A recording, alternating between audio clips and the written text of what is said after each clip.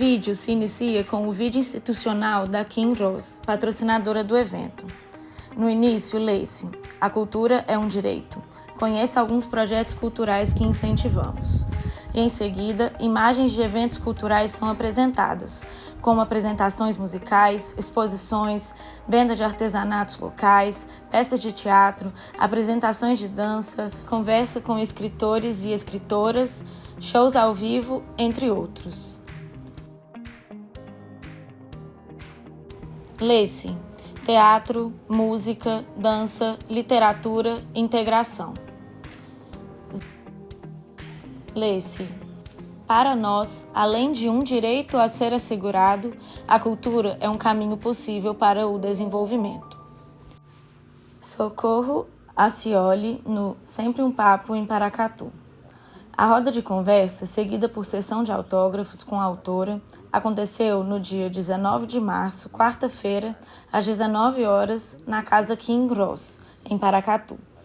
A escritora e jornalista cearense Socorro Acioli foi a primeira convidada da temporada de 2025 do Sempre um Papo em Paracatu, mediada pelo jornalista Afonso Borges. O Sempre um Papo tem o patrocínio da Kim Rose via Lei Rouanet do Ministério da Cultura, com a parceria da Academia de Letras do Noroeste de Minas. A roda de conversa acontece em uma sala. A convidada e o mediador se encontram assentados em duas poltronas separadas por uma mesinha que carrega livros e copos com água. O fundo é composto por um banner em tons de branco, azul claro, rosa, laranja e roxo. Centralizado está a logo do Sempre um Papo, ano 39. Do lado esquerdo, lê-se: literatura em todos os sentidos. E do lado direito estão as logomarcas das marcas patrocinadoras do evento. Ao longo do evento, a plateia é filmada e está cheia. Em alguns momentos, os telespectadores são convidados a interagir com a convidada e estes recebem o microfone quando falam. Da esquerda para a direita, a primeira pessoa sentada é Afonso Borges, um homem branco de cabelos brancos cacheados, cujo comprimento lhe vai até o queixo. Usa barba de tom branco também. Ele traja camisa polo de tom vermelho e calça caqui. Usa óculos redondos de aro preto. A segunda e última pessoa sentada é Socorro Acioli, uma mulher branca de cabelos castanho claro cacheados, cujo comprimento lhe vai um pouco depois dos ombros. Ela traja vestido regata longo de tom vermelho. No canto inferior direito do vídeo se encontra o intérprete de Libras, um homem negro que traja blusa preta e traduz simultaneamente tudo o que está sendo falado. Eu gosto de empadinha de capa fina, então eu estou muito feliz, eu estou na expectativa também de comer empadinha depois. Socorro, vamos conversar. Tudo que a gente fez aqui está combinado, não tem improviso, viu, gente? Então, eu queria que você fizesse uma pequena apanhado da sua carreira, um pouquinho para trazer para as pessoas que estão aqui, para quem está te assistindo, quem é a Socorro Acioli que está sentada aqui comigo agora. Isso é muito difícil de fazer. Em pouco tempo, né? Mas eu vou fazer, vou tentar. Mas é muito difícil falar de muito tempo. Mas acho que eu já estou treinada a resumir, vou resumir com uma frase que você disse lá em cima agora há pouco tempo. Eu, falando da minha vida profissional, né, eu desde muito cedo, como todas as crianças, como acho que a maioria de vocês aqui, ou talvez todo mundo, gostava, desde pequena, de inventar histórias. E todo mundo que tem uma infância saudável passa por isso, ou desenhando, ou falando, ou pensando sozinho, ou brincando.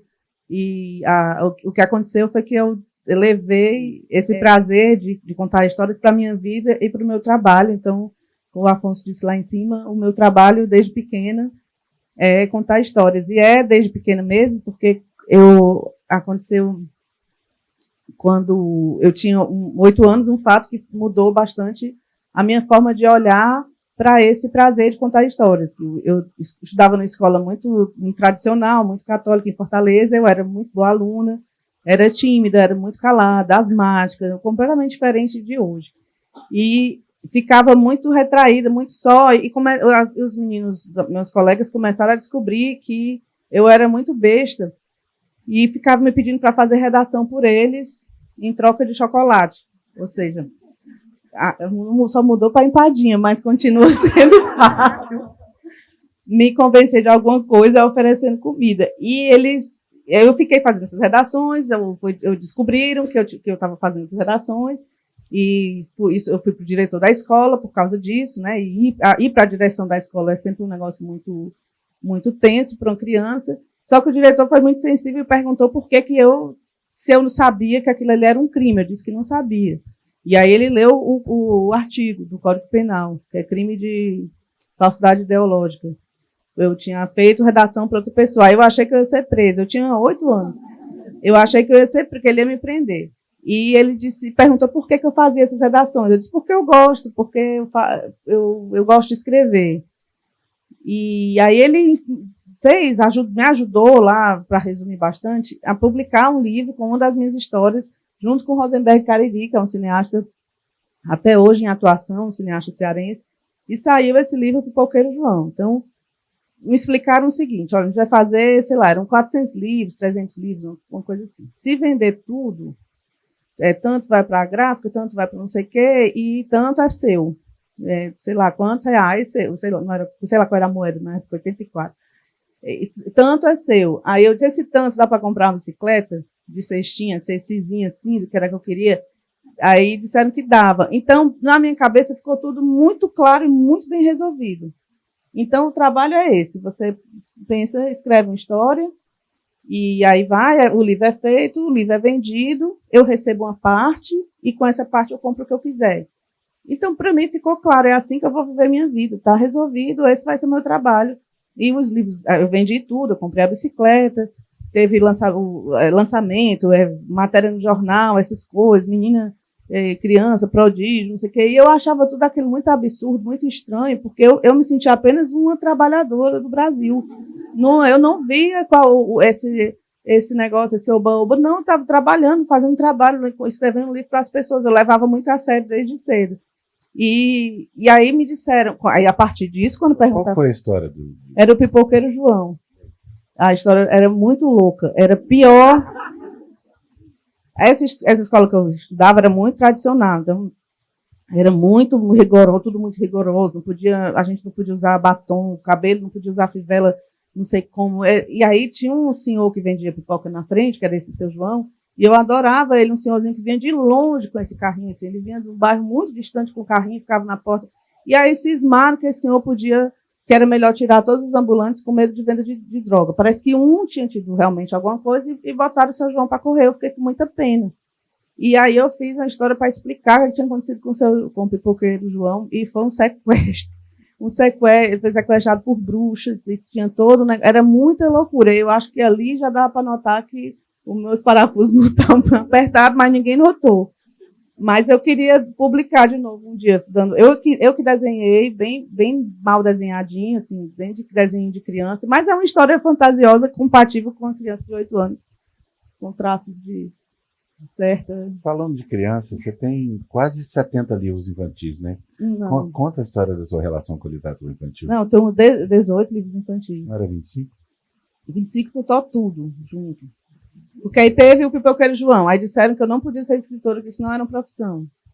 E aí eu acreditei, disseram, não, isso não é profissão, você escreve nas horas vagas, você escreve quando tem tempo, não, isso não é trabalho, você tem que ser dentista, advogada, médica, professora, engenheira, outra coisa. E aí eu acreditei, desisti do negócio e fui fazer jornalismo, que era a faculdade mais próxima do trabalho do escritor. E aí o Lira Neto me chamou, eu estava na faculdade ainda, para escrever um dos livros de uma coleção chamada Terra Bárbara, que são os ensaios biográficos. Né? Não é uma biografia completa, mas é um livro curto apresentando aquele personagem. Eu fiz o primeiro sobre o Frei Tito, muito amigo do Frei Beto, que foi o primeiro entrevistado do Sempre um Papo. E eu fiz sobre o Frei Tito primeiro. Você já começou com o Frei Tito? Comecei com o Frei Tito. Você sabe a história do Frei Tito, gente? Eu tinha 23, 22 anos. Um frei que foi torturado barbaramente pela ditadura, chegou em Paris e suicidou. Começou bem.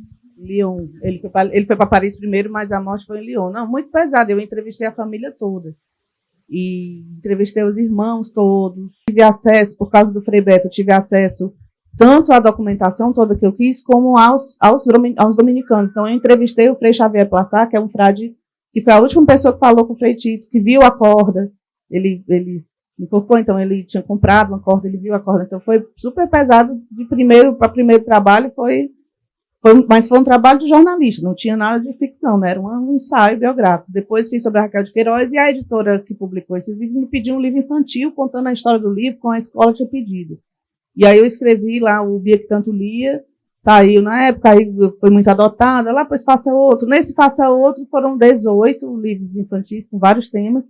O que tem, as pessoas conhecem mais é o Ela Tem Olhos de Céu, porque ganhou o Jabuti em 2013, ganhou o Jabuti de melhor livro infantil. Mas logo em 2014 saiu Cabeça do Santo. Então eu fui me dedicar à divulgação do Cabeça do Santo e entendi que o romance era o lugar, é o tipo de texto que mais combina com o tipo de escrita que eu gosto. Eu faço várias outras coisas, crônica e tudo, mas tudo por encomenda, porque quando a gente vive de escrever, a gente vive de aceitar encomendas, na verdade. Você comprou a bicicleta? Comprei a bicicleta de quando eu era pequena, já comprei outra agora com o dinheiro da oração.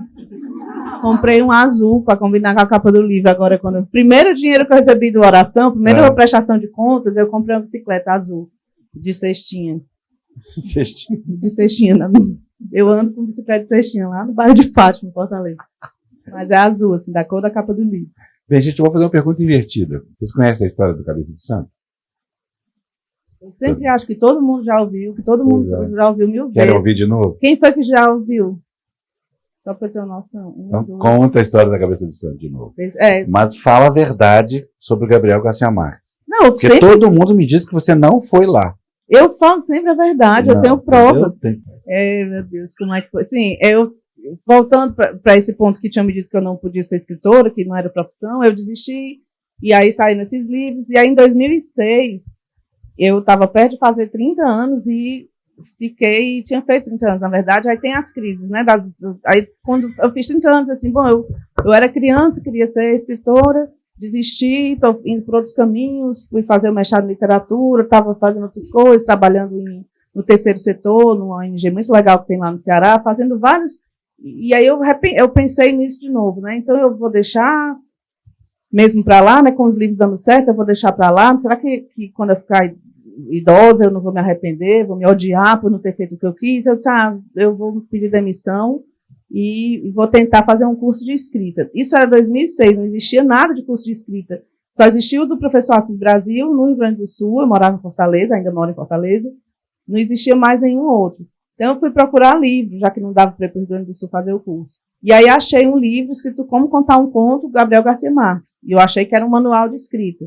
Mas era, na verdade, a transcrição de uma oficina, que eu descobri então, que era a transcrição de uma oficina de escrita para roteiristas de cinema que ele fazia há 20 anos. Ele oferecia para a escola de cinema em Cuba, durante o Festival de Cinema, lá de Havana, ele ia e reunia 10 aspirantes a escritores jovens para ouvir os projetos de escrita e dar opinião. Aí, quando eu li aquilo, meu Deus, é tudo que eu preciso disso agora, é o que eu mais preciso agora, isso vai ser muito bom para mim, e aí mandei um e-mail para lá, e mandei um e-mail perguntando informação. Boa tarde, boa noite, sei lá o que era. Queria saber informação sobre o curso com Garcia Marques. A pessoa respondeu, boa tarde, muito obrigada pelo interesse, mas esse curso é para convidados. Aí eu respondi, boa tarde, que bom, muito obrigado por responder, mas convidados como? Como é que você fala? Como alguém pode ser convidado para a oficina? Aí a pessoa responde, nem dá mais boa tarde, nem dá mais nada, diz assim, é para pessoas do círculo íntimo de Gabo. Manda só essa frase. E aí eu disse, não tem como, não tenho como ser, não sou do círculo íntimo dele, nem tenho como ser, não tem como chegar. Cheguei a perguntar ao Frei Beto, e o Frei Beto disse, conheço várias pessoas que já tentaram, várias pessoas com mais experiência que você, e que já tentaram, é quase impossível. E o Frei Beto disse que é impossível, então eu vou desistir. Mas eu não conseguia desistir, era quase assim um encosto, mandando eu continuar. Eu juro, não tem outra. Hoje eu posso falar essas loucuras que eu acho que já passou, o pessoal já desconsidera, mas era um negócio impossível de desistir, eu não conseguia. Aí no outro dia, eu vou perguntar para o professor. Eu entrei no site da escola, aí eu olhei lá, tinha outra pessoa, outro professor. Aí eu mandei para esse outro professor, mesma resposta. Aí eu, esse cara é um chato. Aí mandei para outro. Aí fui alternando, sim, isso durou mais ou menos uns 6, 8 meses. Eu fui mandando para vários outros professores. Você fez um inferno, né? Um inferno com a educação. Primeiro, eu era muito educada em toda a minha comunicação. Eu dizia assim, bom dia, boa tarde, boa noite, em espanhol. Estudei espanhol para escrever tudo corretamente. E outra coisa que eu fazia, que eu tinha muito cuidado, eu mudava a pergunta. Às vezes eu via um pouco do currículo do professor, aí tinha um curta, aí eu vi um curta no YouTube, aí eu escrevia, prezado professor Afonso, vi o seu curta, tal, muito bom, excelente, adorei aquela parte. Aproveitando, eu queria perguntar se o senhor sabe como é que a gente faz para ser convidado para a oficina do Garcia Marques, mas as pessoas respondiam sempre a mesma coisa. E aí chegou um dia que eu disse, bom, tá bom de loucura, né, porque eu já estou tentando, já falei com todo mundo dizendo a mesma coisa. O Frei Beto disse para eu desistir. Chega de loucura, mas antes de terminar, eu vou mandar o último e-mail. Aí eu acordei, eu lembro que era de manhã, eu acordei, tomei café para fazer esse e-mail. Aí eu achei o nome lá de uma mulher que eu não tinha visto ainda, mjulia, mjulia@ictv.com.br. Dei o e-mail dela, que ainda é o mesmo até hoje. E ela, eu não sabia quem era, aí mandei o e-mail para ela, disse, olha, meu nome é Socorro, sou brasileira, escritora, faz tempo. Escrevi 6.342 já escrevi, não disse assim para não me humilhar de cara, eu disse sozinho.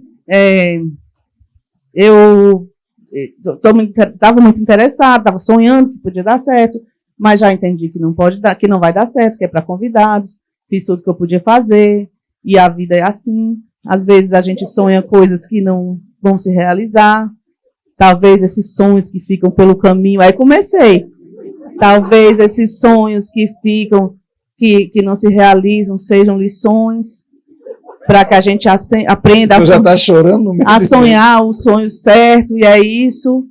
Se por um acaso algum dia mudar o critério de entrada nessa oficina, por favor, coloque meu nome na lista, e fico por aqui.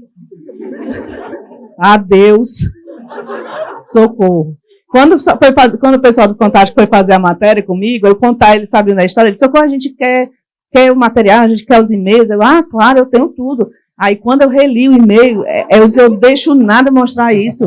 Nem perigo, vai acabar a minha carreira.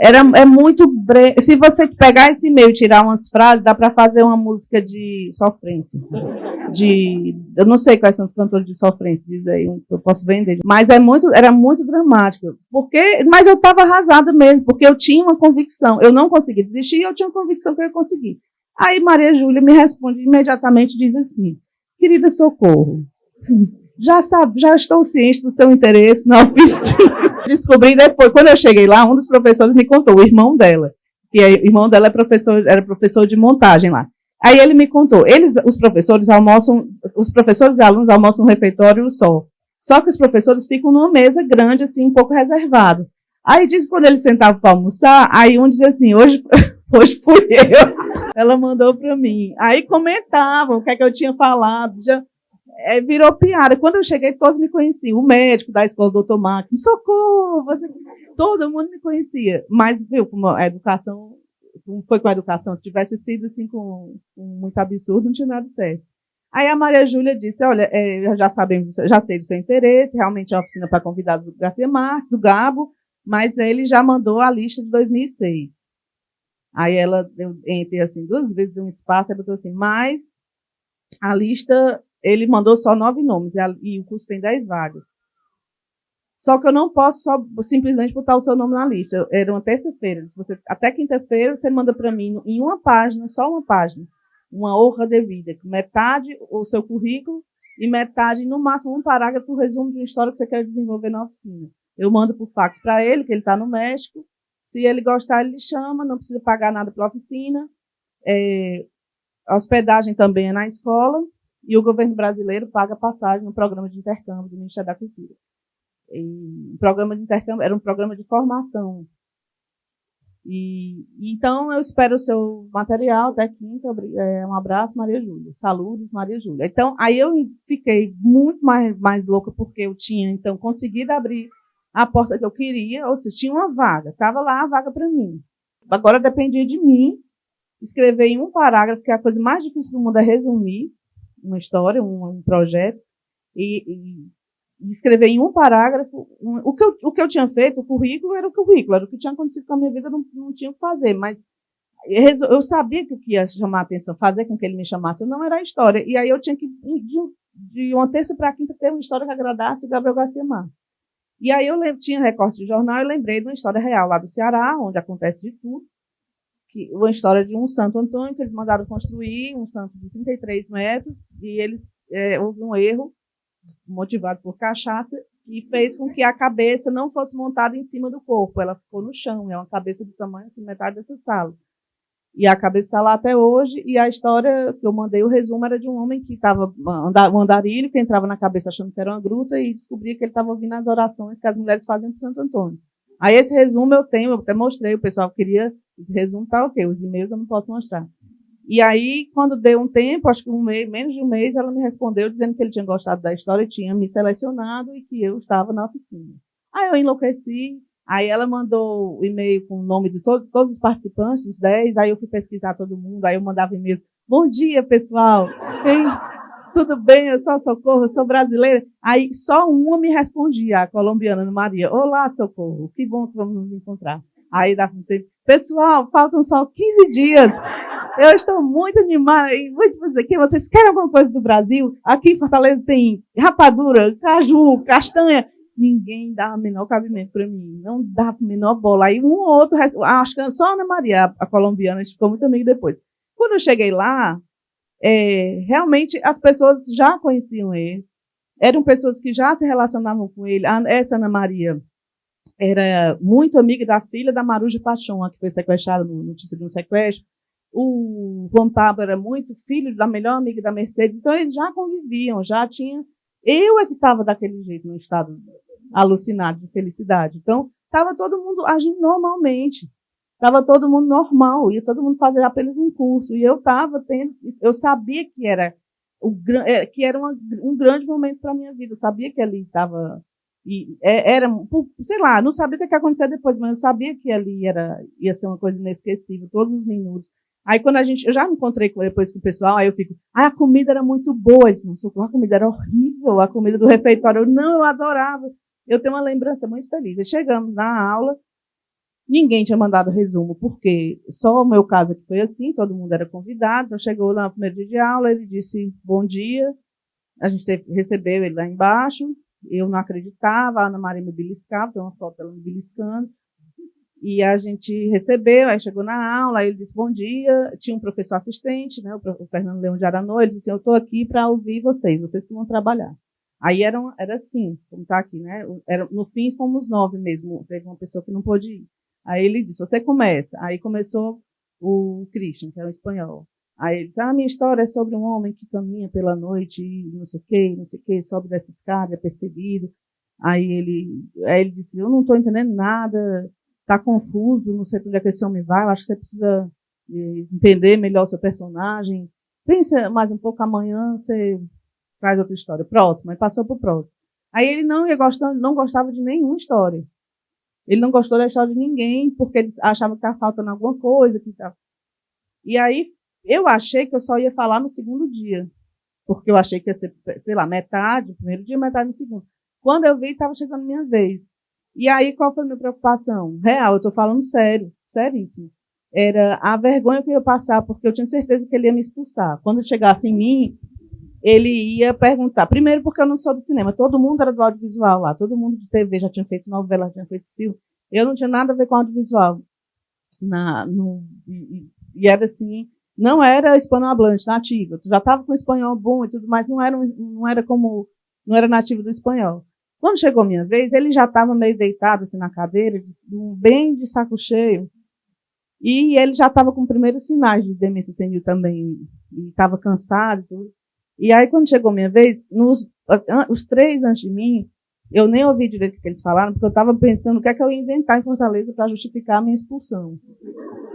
E se o Ministério da Cultura ia pedir a devolução do dinheiro da passagem. Era essa a minha preocupação. Como é que eu ia devolver o dinheiro dessa passagem? O que é que eu ia dizer lá em Fortaleza? A vergonha que eu ia passar. Aí chegou a minha vez, eu estava tão anestesiada já, muito, muito convicta que eu ia ser expulsa, aí eu estava relaxada, tranquila. Já estava lascada mesmo. Aí eu comecei a contar a história do homem, na cabeça, não sei o quê. Aí ele foi levantando. levantando. Aí eu achei que era para brigar comigo. Ele foi se posicionando. Aí olhou para o Fernando, aí disse, até que enfim, uma boa história. Aí eu não acreditei que era... Aí ele disse, mas o homem existe, né? A cabeça você inventou. Eu disse, não senhor, a cabeça existe. O personagem eu inventei. Não, o personagem... Aí ele começou a falar, o personagem é um homem que existe lá e que ele entra numa gruta e ele pensa que a gruta é uma cabeça, porque o que tem lá é uma gruta. Eu disse, não, o que tem lá é uma cabeça. Não tem esse homem. É um personagem... Ele, não. Aí ele começou a falar devagar, como se fala com criança, ou fala com uma pessoa abestada. O homem pensa que é uma cabeça. La gruta, la cueva, eu me lembro demais que ele ficava assim, la cueva. A gruta parece com cabeça, você olha e parece com a cabeça, mas é uma gruta. Eu disse, não, é uma cabeça. Ele, mas por quê? Eu disse, por quê? Tarará, não sei o quê, foram montados, né, erraram. Mas por que não subiram a cabeça? Por que não dá para subir? Porque o morro é muito íngreme, expliquei tudo. Aí ele fez. Aí olhou para o Fernando e disse assim, eu tenho que ver. Ele achou que eu não estava sabendo explicar, que a gente estava se perdendo na tradução. E não era como hoje, que eu podia abrir o celular, né, e mostrar no YouTube, no Google, o que fosse. E, por sorte, eu tinha gravado antes de ir, eu tinha ido até lá e tinha feito uma filmagem caseira mesmo. E para ver, só para ter noção da proporção do meu tamanho, do tamanho da cabeça, não era para nada, era para mim só. E eu não entrei na cabeça nesse dia dessa filmagem, eu só fiquei fora, não tinha permissão para entrar, não. Hoje a prefeita mandou me buscar lá em casa, mas na época eu não entrava na cabeça. Mas aí eu mostrei a filmagem, aí a televisão ficava no alto, assim, e ele, no segundo dia, ele chegou e disse, bom dia, eu só começo se a brasileira mostrar a cabeça. E aí eu tinha passado de mini DV para DVD, aí passei a tarde fazendo isso, aí ele olhava assim, ele dizia, é uma cabeça. Aí perguntou de novo, mas por que não sobe? Porque ele estava esquecendo das coisas, né, o bichinho? Ele já estava com aquela, perdendo memória recente, né? E aí ele não lembrava. Aí eu contava de novo, e aí ele foi dando... Aí ele falou algumas coisas, assim. Ele falou que o que ele tinha gostado da história é que eu tinha... que esse homem ter o poder de ouvir os segredos das mulheres, porque ele entra na cabeça e escuta os pedidos que as mulheres estão fazendo por amor. E dá a ele um poder imenso. E isso ele tinha gostado, disso ele tinha gostado muito, e do quanto eu consegui, dessa maneira, ampliar. Você pode fazer um livro de 500 páginas com isso, você pode fazer um livro resumido, e é um livro, sobretudo, sobre o amor, sobre várias histórias de amor. E aí ele notou que eu estava muito ali, muito entregue àquela experiência, né? Aí no último dia teve uma festa de encerramento, e aí ele me chamou num canto antes de ir embora, e eu já estava, nessa hora, eu estava chorando demais, porque eu sabia que era a última vez que eu ia ver, não ia ver nunca mais, não vi nunca mais. E aí ele me chamou num canto, ele disse, olha para mim, prometa que você vai terminar esse livro. Porque eu falei, eu não vou fazer roteiro, eu vou terminar a fazer um livro. E aí eu disse, eu prometo. Eu disse, não, mas prometa sério, porque vai ser muito difícil. E eu não achava que ia ser difícil, eu achava que ia ser fácil, que eu ia voltar, ia ser muito fácil, que eu estava feliz com tudo que tinha acontecido. E aí eu prometi, mas realmente demorei 7 anos para terminar, porque era uma pressão grande. Eu sabia que a história que a realidade tinha ali era muito boa, a cabeça no meio da rua, está lá até hoje, quem quiser ir para a Caridade, agora está até mais fácil de visitar. E eu fiquei nessa tensão, assim, de ver se eu ia dar conta de fazer uma história tão boa quanto o que estava pronto ali para mim. Mas foi uma experiência absurda. Foi a última oficina dele, depois a família já decidiu retirar das falas públicas, né? Ele já estava... Na oficina ele já estava bastante esquecendo muito, tal, mas aí depois eles retiraram, tanto é que naquelas comemorações dos 80 anos, depois dos 80 anos, não sei o quê, ele já nem falava mais publicamente, nem falou mais. E aí ele realmente teve um final de vida muito, muito triste, ele esqueceu tudo, perdeu, não reconhecia mais os filhos, nem a Mercedes. E para mim ficou uma marca muito forte primeiro de generosidade, porque ele não ganhava nada para fazer essa oficina, ninguém pagava nada, ele fazia porque ele queria, de fato, dar a contribuição dele para as novas gerações de escritores. E tudo, o contexto todo. A Maria Júlia hoje é um grande amiga. Eu voltei lá esse ano, em fevereiro, voltei lá à escola. A sala de aula está do mesmo jeito. a televisão no mesmo lugar que ele olhava para cima, lá na escola de cinema em Cuba. Passou, inclusive, agora por um problema muito sério por causa de um tornado, de uma tormenta, eles estão com muita dificuldade. Mas, de fato, mudou completamente minha vida. Eu estou falando há mais de meia hora. Tô percebendo isso. Mas tá bom, a história tá boa, não tá, gente? Eu queria que tu falasse agora. Bem, agora é uma novidade, gente. A Socorro já falou isso em alguns momentos, mas eu decidi imprimir. E a história é a seguinte, agora eu posso contar a história. Então? Pode. Ótimo, obrigado. Oração para Desaparecer, ele surgiu por causa de Carlos Drummond de Andrade.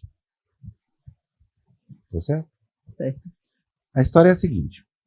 Carlos Drummond de Andrade, ali pela década de 30, logo depois que saiu de Belo Horizonte, foi convidado pelo Gustavo Capanema para trabalhar no Ministério da Educação.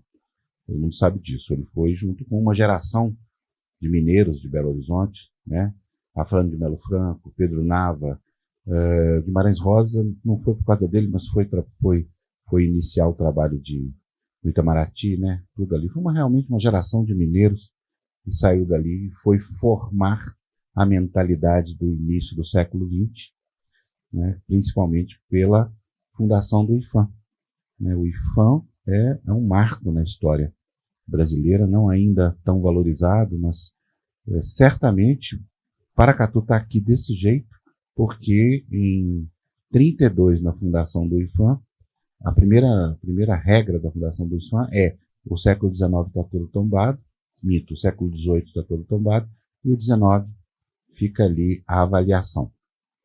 Então, estou dizendo isso porque Drummond, entre os seus muitos afazeres, ele era parecerista do IPHAN. O que é isso?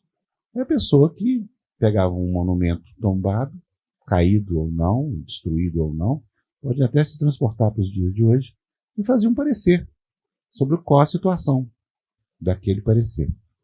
E aí o Socorro, quando me contou a história, eu não sei se você tinha acesso, você teve acesso a esse documento? Ao parecer, eu nunca tive acesso, eu só a essa crônica. Pois é, e eu consegui, através do Pedro Drummond, neto dele, o parecer.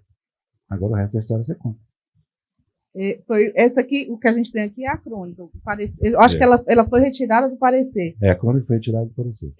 Uma amiga minha me contou, que lá, uma história lá do Ceará também, que uma igreja, falou de uma igreja que tinha ficado enterrada, completamente coberta por uma duna móvel, que é um fenômeno do litoral muito comum no mundo inteiro. De ter uma tempestade de areia ou um movimento de uma duna e cobrir casas, enfim. E essa igreja ficou 45 anos enterrada e depois ela foi toda desenterrada pelo movimento do vento. E ela disse que viu uma foto, essa minha amiga disse, olha, viu uma foto da igreja metade coberta, eu achei muito a tua cara. E isso acontece, toda história estranha, as pessoas acham a minha cara. Toda coisa eles me mandam para mim, essas histórias assim, cachorro assistindo missa, cachorro assiste a missa das 5 todo dia na cidade, não sei o que, as pessoas me mandam. Não sei quem desenterra ossos no cemitério, não sei onde, as pessoas me mandam. E aí essa da igreja, ela me mandou, e eu de fato vi a foto, eu achei legal, é uma foto impactante, essa foto da igreja coberta, e pesquisei, li muita coisa, mas eu achei que não ia tirar a história dali, não ia ter história não conseguia desenrolar uma história, fiz um monte de pesquisa e tal, e não consegui desenrolar, mas foi aquela mesma coisa, eu não conseguia desistir. Eu disse, isso aqui não vai dar em nada. Aí dava 2 dias, eu vou ver de novo, vou ler de novo umas coisas, aí voltava. E aí um dia eu fui ler um artigo de um arquiteto falando de um dos restauros da igreja, obviamente entendendo por aí uns 3% do que ele estava dizendo, porque era um artigo sobre materiais, era um artigo técnico, sobre o material do tijolo, o material da madeira. E aí, no meio do artigo, ele vai falar do processo de tombamento, aí ele diz, segundo Drummond, aí cita uma frase, Drummond no meio do artigo. E eu me disse, será que é o Drummond? Nosso Drummond? E aí fui pesquisar e vi que ele estava se referindo a uma crônica chamada Areia e Vento, publicada em 17 de novembro de 46 no Correio da Manhã. E aí fui entrar na Hemeroteca Digital da Biblioteca Nacional, que é um trabalho incrível, absurdo, aquele trabalho de digitalização de documentos, de periódicos. Aquilo, quem já precisou sabe como é assim, de não acreditar que a gente tem esse material todo tão acessível dentro do site da biblioteca. E aí, na hemeroteca, né, só jornais, eu fui procurar jornais e revistas e fui procurar para ver se achava, e a data estava errada do artigo. Foram 3, 4 dias de busca e aí achei. Quando eu achei, ele já começa dizendo que eu peço aos artistas, aos poetas, prestem atenção na igrejinha de Almofala, que era exatamente essa igreja. E aí ele vai contar a história por um outro, ele vai me dar, nessa crônica que ele me dá a história, que ele entrega o que se tornou a história do livro, que foi quando ele falou de uma personagem chamada Joana Camelo. A Almofala é território Tremembé, né, do povo Tremembé, e que era um povo conhecido como um povo muito violento. Eles tinham um personagem lá, um guerreiro que era muito temido, e a Almofala não tinha quase nada, tinha umas casinhas de taipa. E aí um dia alguns tremembés encontraram uma imagem de Nossa Senhora na praia, que eles viram no meio-dia, e como ela tinha uma tinta dourada, eles chamaram de labareda, achavam que era uma chama de fogo.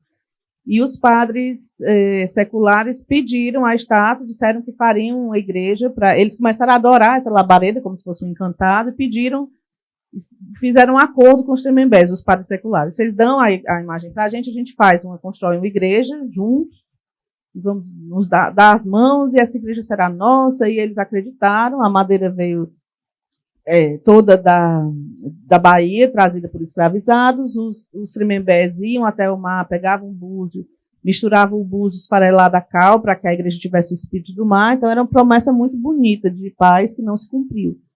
A igreja ficou pronta, mas logo depois houve um massacre muito grande dos tremembés, e eles contam até hoje. Eu entrevistei os pajés, caciques, uma pajé também, Dona Elita, e eles contam que a duna se moveu como vingança dos encantados, para cobrir a igreja como vingança.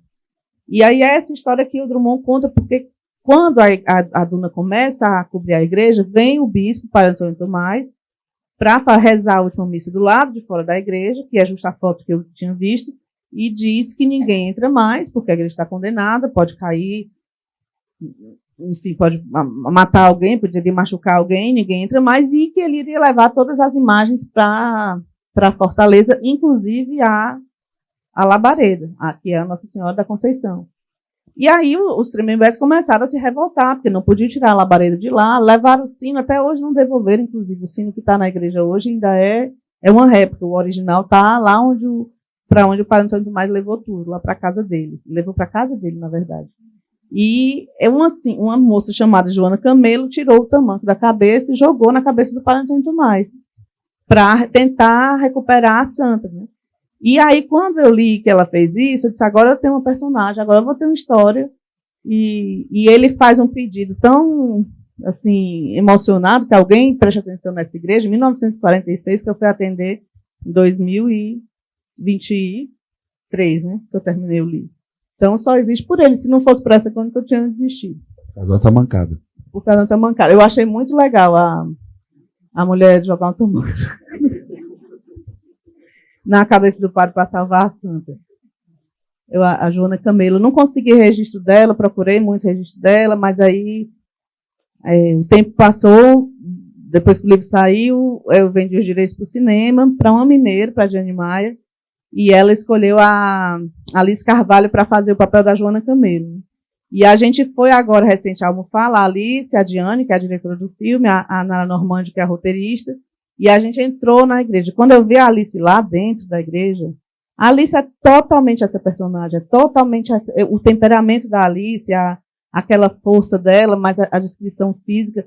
Quando eu vi a Alice andando na igreja, a Alice lá com a gente em Almofala, eu fiquei muito impressionada como é que pode existir, porque quando eu escrevi, eu não conhecia a Alice, tá? Mas ela é uma descrição de personalidade, de corpo, de atitude, de tudo, perfeita para fazer a Joana. Eu espero que o seu Drummond tenha visto que eu cumpri, que eu atendi o pedido que ele fez há tantos anos, ninguém tinha atendido, eu atendi dessa vez.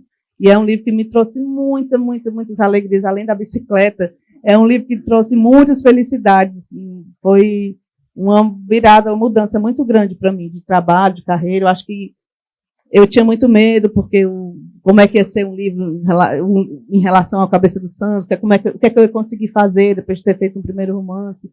Mas aí eu fui ficando mais tranquila, depois que eu vi que esse livro também foi muito bem recebido. Já está na 12ª. 12ª edição. Passa rapidamente, né? Em um ano e pouquinho. Né? Gente, quem quiser fazer pergunta, por favor. Tem uma novidade para você. Uma novidade? É meio estranho. Tá gravando, Afonso. Esqueci. Eu quero ver como é que eu vou reagir. É bom ou é triste? Não, eu, quando estava fazendo a primeira vez que o Saramago foi a Belo Horizonte, tinham 2.000 pessoas dentro do teatro e 2.000 fora. Aí, antes de começar, eu fui lá, né? Aí, cheguei lá e estavam balançando aquele vidro do Palácio das Artes. Eu falei, vai destruir o Palácio das Artes. Vai cair tudo. Aí eu fui lá à frente, assim, do pessoal, e falei, pera um pouquinho que eu vou tentar falar com o José para ver se tem uma segunda sessão. Aí voltei lá para o José, falei, José, tem 2.000 pessoas dentro, 2.000 pessoas fora. Acho que a gente vai ter que fazer que nem cinema. 19 e 21. Ele falou, eu não vou fazer as outras sessões de jeito nenhum. Eu falei, mas José, tem 2.000 pessoas lá fora, qual o problema de você fazer 2 sessões? Eu falei, não vou fazer, Afonso. Falei, então você vai lá fora falar com eles. Eu falei, eu vou fazer, Afonso. Entendeu? Aí foi 2 sessões. Aí tem umas 40 pessoas lá fora. Aí eu queria avisar que depois dessa conversa aqui, você vai conversar um pouquinho. Tá, eu faço. Vai ser mais fácil comigo do que com o Saramago. Alguma pergunta, gente? Foi bom, porque a fé de vocês ela não recusa. Nenhuma pergunta? Que bom. Então vamos. Ai, que maravilha. Suelen, Mariana Leão, um prazer estar você aqui. Gente, um bate-palma. Todo mundo morrendo de saudade de você aqui, viu? Ainda bem, veio lá de Uberaba pra gente. Mariana era promotora daqui, responsável por grande parte do estado favorável, positivo que Paracatu está hoje em matéria de patrimônio histórico. Obrigado por ter vindo. Muito obrigado.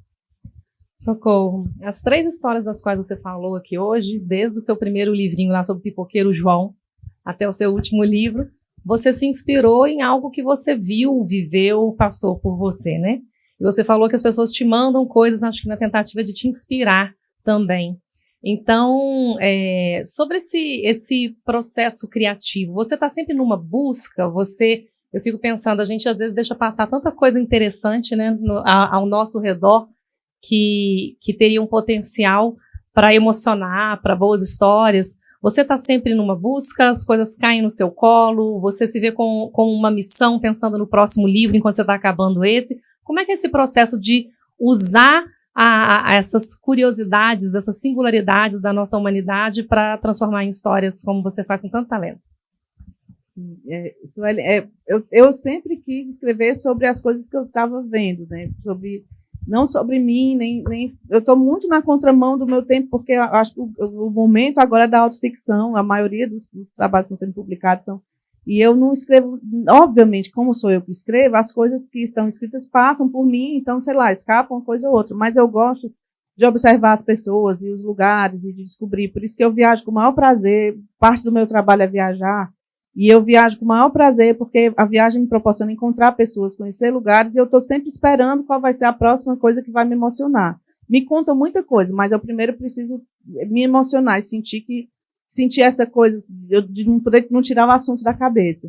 Mas eu acho que tem isso um papel no meu trabalho. Eu sou jornalista, então é como se eu fosse metade jornalista, metade ficcionista. Então eu falo a verdade até certo ponto. E a partir dali não dá mais para falar a verdade. Então, todos esses, o Bailarina Fantasma, que a gente estava falando antes, tudo tem uma parte de pesquisa e depois tem a ficção a partir disso. E aí eu me sinto mesmo nessa missão de encontrar, de procurar essas histórias. Tenho muito medo que um dia que falte. Eu estou escrevendo um livro novo agora, o Delírio São Pedro, que eu tenho que terminar no dia 2 de maio.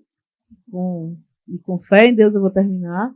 E é uma história sobre um prédio lá de Fortaleza. Tem a ver com um prédio lá de Fortaleza, o edifício Iracema Plaza, que foi demolido. Que foi um hotel em Fortaleza, um prédio residencial, comercial, hotel que foi demolido, e que antes de ser demolido, ele ficou abandonado um tempo. Eu fui morar lá por 2 anos, eu fiquei do lado do prédio 2 anos para escrever essa história, e ainda não terminei. Eu me mudei tem 2 anos, ainda não terminei, mas vou terminar agora. Mas eu às vezes me sinto com a sensação de que eu preciso escrever sobre aquilo, que talvez se eu não escrever ninguém faça, e eu fico com esse papel de contar a história. E isso é totalmente apartado de mim. Apartado do ego, apartado de mim, apartado de falar de mim, de fazer terapia quando eu estou escrevendo, exorcizar meus fantasmas. Eu tenho uma analista maravilhosa, eu exorcizo tudo com ela. Então, quando eu olho para o livro, eu penso no tema. Para escrever sobre os Tremembés, eu fiz muita pesquisa com eles, eu tive o apoio de 2 antropólogos. Então, eu quero falar deles, dos Tremembés. Eu fui lá com o livro pronto falar com o Pajé pela primeira vez, foi super emocionante, com o Cacique, desculpa, foi super emocionante. Eu agradeci a ele por ter me dado a permissão de falar deles, de contar um pouco da história deles, mesmo me inventando tudo. Quando eu contei que a mulher desaparece aqui, aparece lá, ele ficou olhando assim para mim. Mas o processo é esse, é partir da realidade e olhar para a realidade sempre com essa sensação de encontrar. Eu procuro muito, eu olho muito, mas eu acho que a história que te encontra e vira encosto. Exato, é por aí.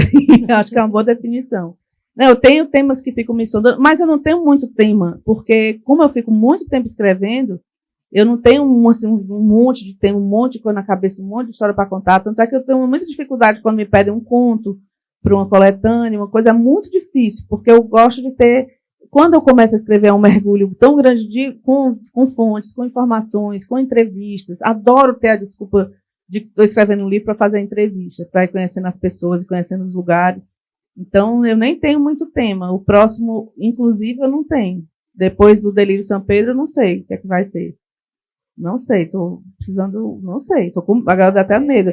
Estou esperando que vocês contem daqui de Paracatu, de repente sai daqui. Mas as pessoas me contam mesmo com a esperança de que eu vá me inspirar e fazer. Aí me conta a história da vida da pessoa. Às vezes tem gente que me conhece e diz, está aqui o parecer. Me manda... Eu não estou enxergando nada, estou só fazendo.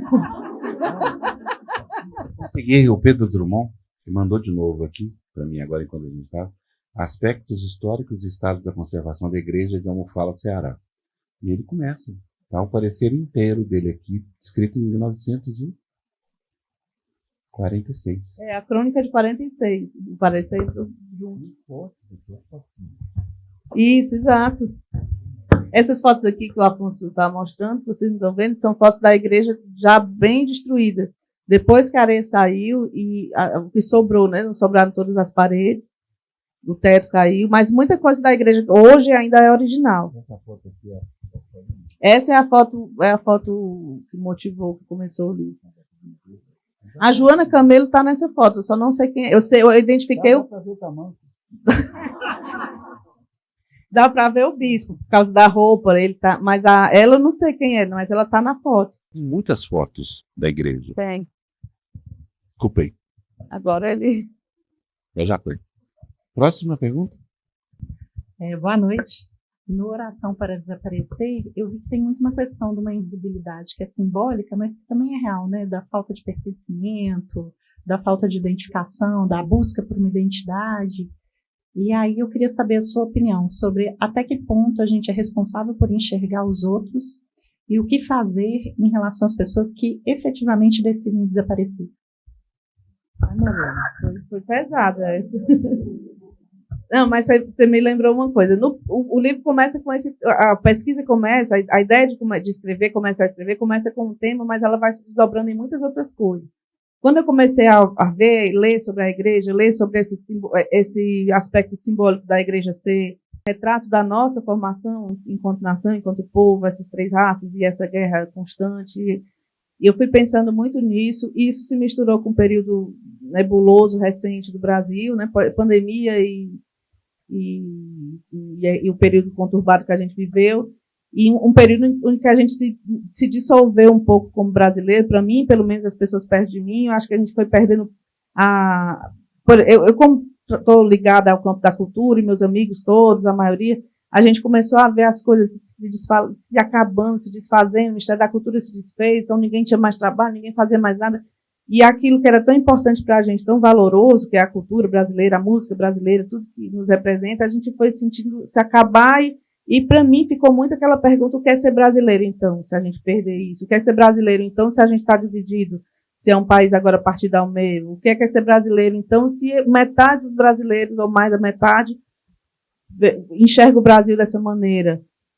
Foram tantas perguntas e tanta observação sobre o comportamento de quem estava muito desesperançoso, ou então com muito ódio, e eu fiquei pensando justamente nisso, nesse desaparecer em vários aspectos, desaparecer simbólico de identidade que a gente foi perdendo ou nunca teve. Eu me perguntava muito, assim, a gente nunca teve, ou são poucas pessoas que têm, o que é ser brasileiro, todo mundo indo embora para Portugal.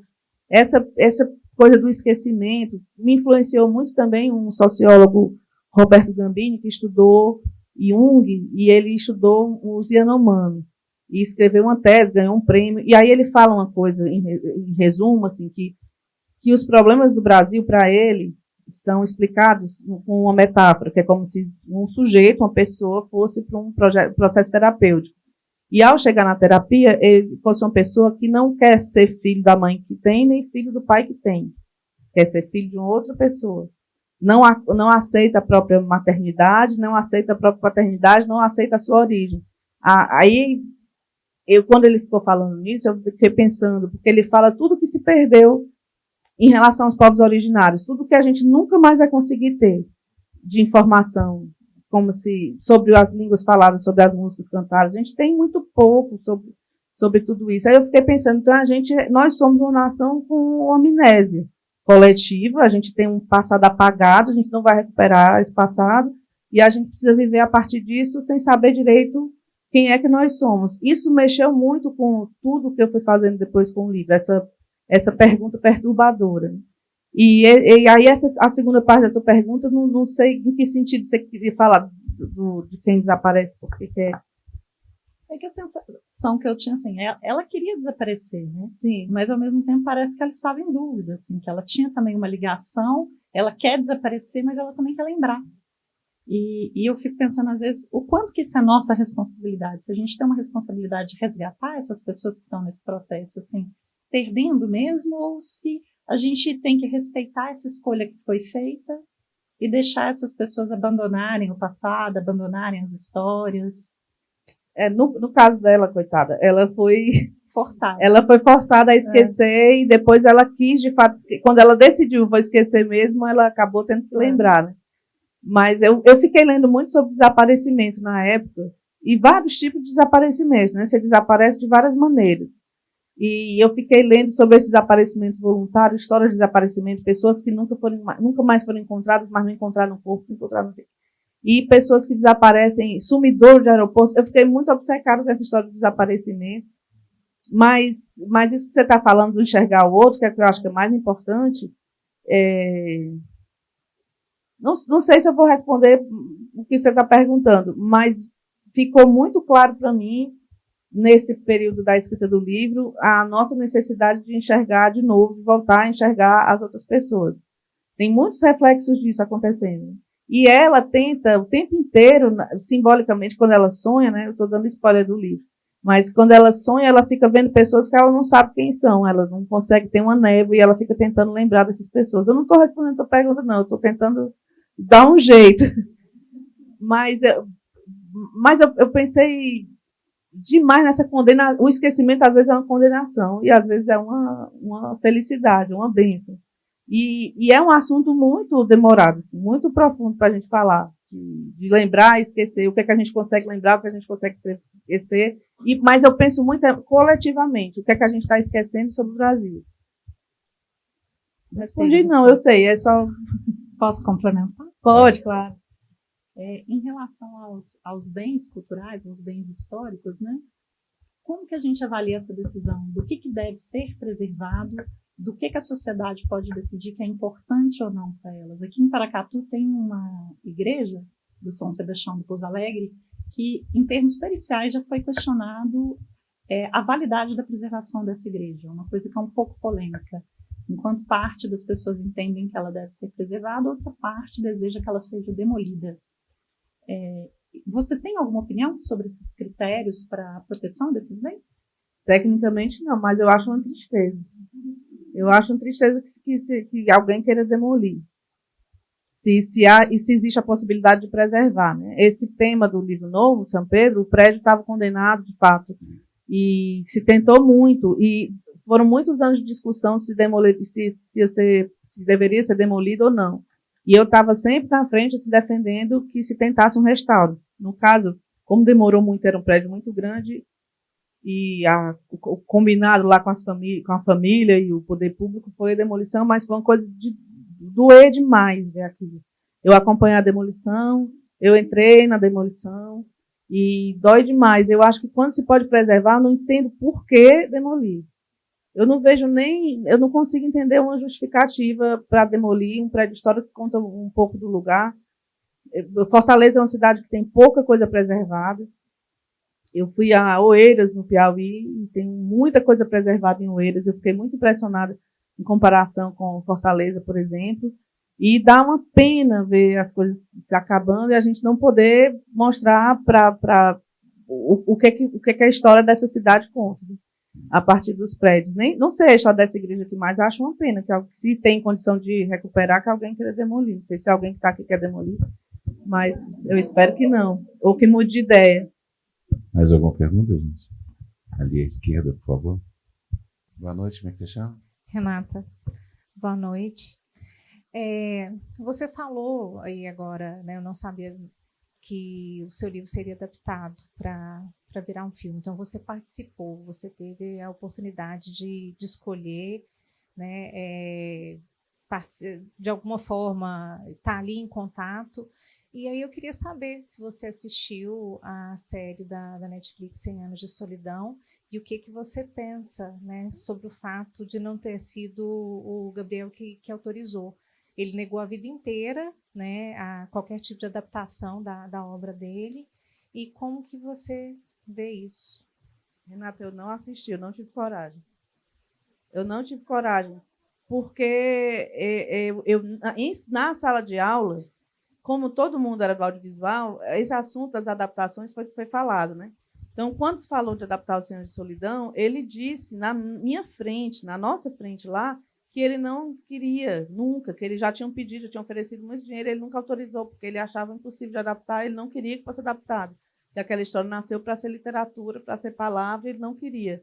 Assim como ele não queria que publicasse o Em Agosto Nos Vemos, e ele falou do livro, ele falou desse texto lá, porque ele ia fazer um livro maior e dividiu em 3, que era ele contou lá a história, ele também não queria que fosse publicado. É muito controverso isso tudo, porque a família, na verdade, é quem tem que decidir ou não. Ele não deu tempo dele fazer a minha adoção legal, então eu não sou família, mas eu não tive coragem de assistir ainda. Não assisti, não vi nada.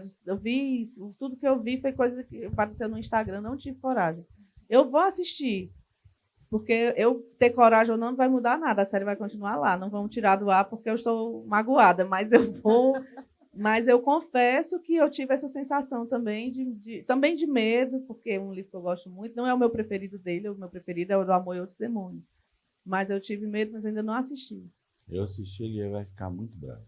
Ele vai ficar chateado, já ficou, né? Já ficou. Mas vocês sabem que eu fui agora ao México e fui à casa onde ele escreveu Oceano de Solidão. Um pouquinho antes de lançar a série. E fiquei lá no quarto com o Daniel Mordinski, que fui por tua causa. O Daniel é amigo do Afonso, eu soube que ele estava lá nessa casa, lá no México, pedi o Afonso o contato dele, falei com ele. Vocês já viram como tenho nenhuma dificuldade de mandar mensagem. Daniel Mordzinski é outro, bom que ele vai estar ouvindo um dia assim, é o maior fotógrafo de escritores que já existiu. Todas as fotos que vocês lembram de prêmios Nobel, aquela foto do Gabo sentado de lado na cama, a primeira foto do Jorge Luiz Borges é dele. A primeira foto que ele fez foi do Borges, né? Por um acaso, ele estava de estagiário numa produção, fez uma foto linda do Borges e aí tem fotografado todo mundo. E ele estava nessa casa, passando um tempo, e eu fui lá na casa, no quarto onde ele ficou. A casa é na cidade mesmo? É no México, mas é no bairro de San Ángel, que é assim, um pouquinho afastado. E eu fui lá e aí, para mim, lógico, é um lugar de muita emoção, né? Então, eu concordo com ele que o livro nasceu para ser lido, e aí eu vou assistir, mas quando eu estiver mais preparada. Bom, vou contar rápido essa história que o Afonso contou, que é verdade. Eu sou de Fortaleza, e lá no Ceará, aqui em Minas eu acho que também, mas lá no Ceará tem muita história absurda, e uma delas é uma história de uma estátua de Santo Antônio, que eles mandaram fazer e o rapaz que ficou responsável por montar a estátua tomou uma cachaça, e eles montaram o corpo todo no morro, e o rapaz tomou uma cachaça demais e disse que levasse a cabeça inteira para montar lá em cima, só que nunca subiu, porque a cabeça era do tamanho dessa sala aqui. E a cabeça ficou lá no chão muito tempo, e eu não sei se aqui em Minas tem tradição de rezar para Santo Antônio para casar, tem também? Botar o Santo Antônio de cabeça para baixo, essas coisas? Ou porque não tem mais hoje em dia? Porque também isso é uma coisa de geração. Né? E aí lá no... Tem ainda? Aqui o lado de cá está dizendo que não tem. Não, pergunta para sua mãe, para seus tios. Eles já colocaram o Santo Antônio de cabeça para baixo. É, mas de repente tem. E aí essa estátua ficou lá, jogada, essa cabeça está lá até hoje, e essa cabeça era usada como esconderijo, era usada como banheiro, era usada como motel, era usada como morada de bicho, e um homem morou um tempo nessa cabeça lá.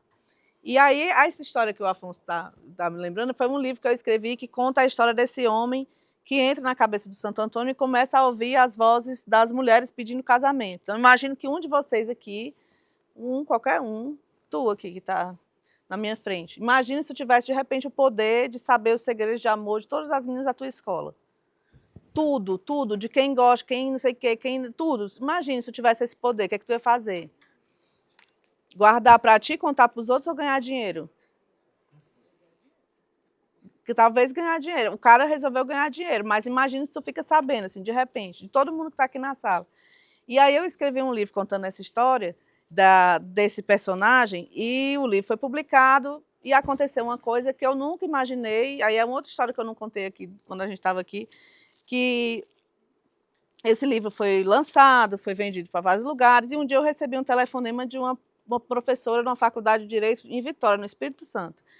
E ela disse, olha, esse seu livro foi adotado para ser lido numa penitenciária de segurança máxima, lá na penitenciária do Xuri, que é só para presos acusados, né, condenados por crimes hediondos, crimes muito graves.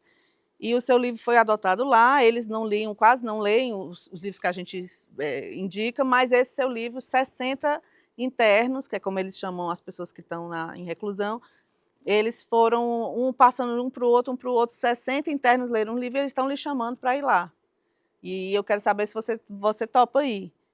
E lembrando que é um presídio de segurança máxima, são crimes hediondos. Não, eu vou lá.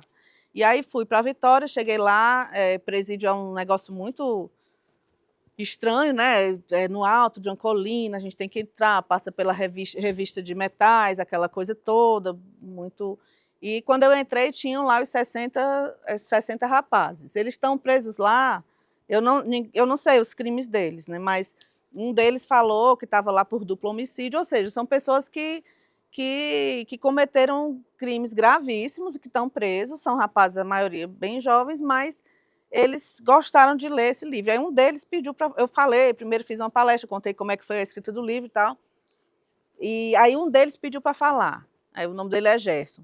E aí ele disse assim, ele ficou o tempo todo, posso falar, posso falar, posso falar, posso falar. Aí até que a gente deixou ele falar, ele disse, olha, eu estou preso desde adolescente, porque ele foi para FEBEM, né, porque na época, desde adolescente eu não estudei, eu aprendi a ler dentro da prisão, eu não gosto de livro, eu acho isso uma besteira, e só que disseram que se eu lesse um livro, eu ia ter 4 dias de liberdade, porque cada livro que os internos leem, eles têm 4 dias a menos na prisão.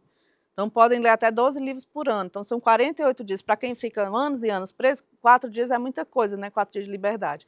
Aí ele disse, aí eu fui tentar ler para ficar 4 dias a menos aqui, mas aí eu li um livro chato, o nome tudo é alemão, um livro muito sem graça, aí eu não quis ler mais, não. Aí o meu amigo, aí apontou para o amigo dele, estava lendo esse livro da senhora aí, esse livro da capa feia.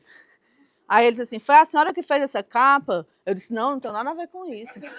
Aí ele, não, porque essa capa é muito feia, essa capa, só essa cabeça, capa amarela, com a cabeça é feia. Não foi a senhora que fez, não? Eu disse, não fui não, foi uma pessoa lá da editora. Ele disse, não, pois é, o meu amigo estava lendo o livro da capa feia e começou a rir. Aí eu perguntei o que ele estava rindo, porque aqui na prisão ninguém fica rindo. E aí ele disse que era porque o livro era engraçado. Aí eu fui ler. Aí eu li uma página, aí eu entendi. Aí li a segunda página, eu entendi. Li a terceira página, eu entendi. Aí apagaram a luz para a gente dormir, e eu fechei os olhos para dormir, mas não consegui porque as palavras do livro ficaram dentro da minha cabeça. E aquelas palavras e aquela história, aí ele disse assim, aí eu acho que foi nesse dia que o meu cérebro acordou. Que o meu cérebro não tinha acordado até hoje, mas foi nesse dia que o meu cérebro acordou. E aí eu li o livro de novo. Aí eu li o livro de novo. Aí eu li o livro de novo. Aí eu pedi para os meus amigos para a gente chamar a senhora para vir aqui, porque eu quero que a senhora escreva uma continuação. E eu acho que a senhora não escreveu ainda porque está sem ideia. A gente está aqui reunido para dar umas ideias. E aí foram conversar para falar do livro e eu fiquei muito tocada com isso, porque, de fato, para algumas pessoas, ler é uma coisa muito chata, ainda mais para uma pessoa que não teve, não estudou na escola, né, não teve uma educação formal, não teve incentivo, um cara que viveu na rua, que já cometeu vários crimes, como é que pode uma pessoa que já teve coragem de matar? Ele falou, eu estou condenado aqui por homicídio culposo, que é quando você tem a intenção, você mata porque decidiu. Como é que uma pessoa que já matou outra, né, que já teve coragem de matar outra, de repente se emociona lendo um livro? Gosta de ler um livro contando uma história lá no Ceará, de uma cabeça de santo, porque o personagem é também um cara muito perdido. Esse personagem desse livro é um cara que não tem pai, não tem mãe, e está perdido na vida, e ele encontra da forma mais absurda um sentido para a vida dele depois que ele entra nessa cabeça do santo. Não é uma coisa religiosa. Ele vai conhecer pessoas, ele vai enganar, que é o que tu deveria fazer, se tu tivesse o dom de saber as fofocas da tua escola toda, tu devia fazer como ele, ganhar um dinheiro, fazer chantagem. Aí ele fez isso e foi ganhar dinheiro. Ele não era um cara perfeito, nem um santo, mas ele encontrou um caminho para a vida dele quando ele menos esperava, né? Eu acho que foi isso que deve ter tocado o pessoal lá na prisão. Outra coisa que aconteceu nesse mesmo dia é que um dos rapazes disse assim, pediu para falar, ele disse assim, eu queria saber 3 coisas. Por que a senhora veio do Ceará para cá, se a senhora não está com medo da gente, e o que é que empadinha? Meu Deus. Por que a senhora veio, se a senhora não está com medo, se a senhora não pensou que ia encontrar 60 monstros, foi isso? Se a senhora não pensou que ia encontrar 60 monstros, e o que a senhora está sentindo agora? Aí eu disse, eu vim porque me disseram que aqui tinha 60 pessoas que tinham lido meu livro. E eu trabalho escrevendo um livro lá na minha casa, e eu espero que as pessoas leiam. Então me disseram que tinham 60 rapazes aqui que tinham lido meu livro, por isso que eu vim. Segundo, não vim achando que ia encontrar nenhum monstro, eu vim para encontrar 60 rapazes que leram meu livro, vim para encontrar vocês. E terceiro, eu estou me sentindo muito feliz, é um dos dias mais felizes da minha vida, e foi mesmo, porque era uma situação ali muito diferente da gente estar aqui, a gente está num lugar, nós somos livres, né, a gente está aqui para ouvir uma palestra, diferente de uma pessoa que está na cadeia e gosta de um livro.